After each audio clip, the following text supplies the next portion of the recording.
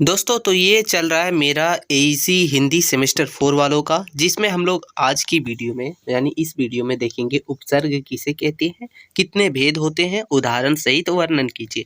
इससे पहले बहुत सारे वीडियो जो है अपलोड कर दिए गए हैं, साथ ही साथ model question paper, important question और सिलेबस वगैरह अच्छे से एक्सप्लेन के साथ समझा दिया गया है, जिसका प्लेलिस्ट बना दिया गया है। आप जाइएगा प्लेलिस्ट में, वहाँ से आप पूरे वीडियो को एक ही प्लेलिस्ट में देख सकते हैं। ठीक है दोस्तों, साथ ही साथ जैसे ही ये पूरा हो जाएगा दोस्तों, आपको हमारे टेलीग्राम चैनल पे एक गेस्ट पेपर मिलेगा एईसी हिंदी का, जिसमें पूरे क्वेश्चंस रहेंगे, आंसर्स रहेंगे। ठीक है, तो चलिए शुरू करते हैं।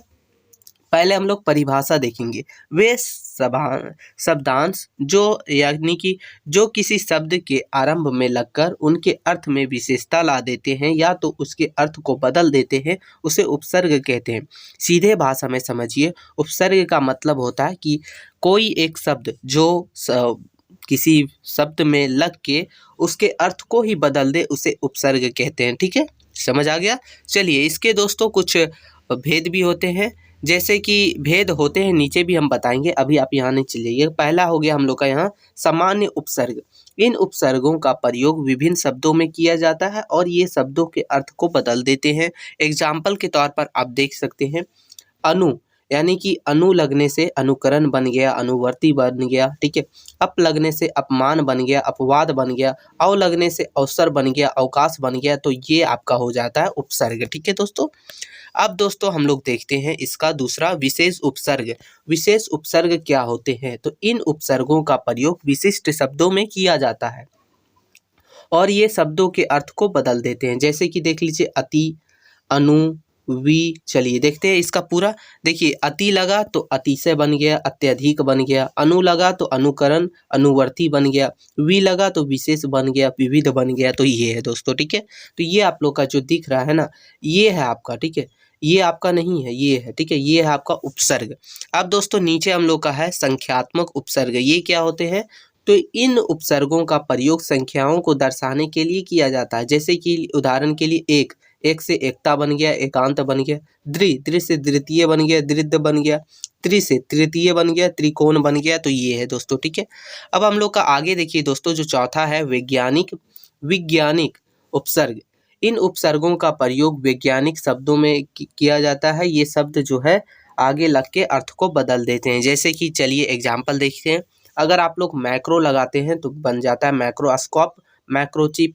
अगर आप लोग मैक्रो लगाते हैं तो मैक्रोस्कोप और मैक्रो इकोनॉमिक्स बन जाता है। नैनो लगाते हैं तो नैनो टेक्नोलॉजी, नैनो पॉलिटिक्स ये बन जाता है। तो ये चीज़ आपको समझ लीजिए। अब दोस्तों यहीं ख़त्म नहीं होता। अब देखिए, हिंदी में उपसर्ग के मुख्य रूप से 3 प्रकार होते हैं। इसके हिंदी में जो है 3 रूप होते हैं। कौन कौन से? एक संस्कृत उपसर्ग और होता है हिंदी उपसर्ग, संस्कृत उपसर्ग, उर्दू उपसर्ग और एगो हिंदी उपसर्ग। 3 होते हैं। ठीक है, चलिए देखते हैं ना एक एक करके।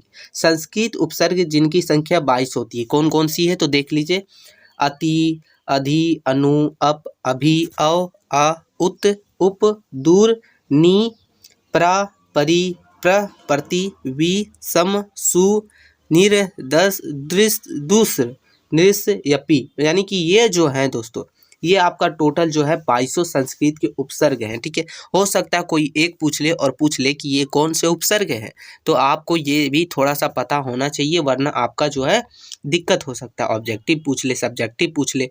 हिंदी उपसर्ग के टोटल 10 होते हैं। कौन कौन से? या, यद, उन, ओ, दु, नी, बिन, भर, कु, सु। तो ये टोटल 10 जो है वो हिंदी उपसर्ग की संख्या है। तो संख्या भी पूछ सकता है, ऑब्जेक्टिव में पूछेगा हिंदी उपसर्ग की कितनी संख्या होती है, ऑब्जेक्टिव में पूछ ले, तो आपको ध्यान रखना।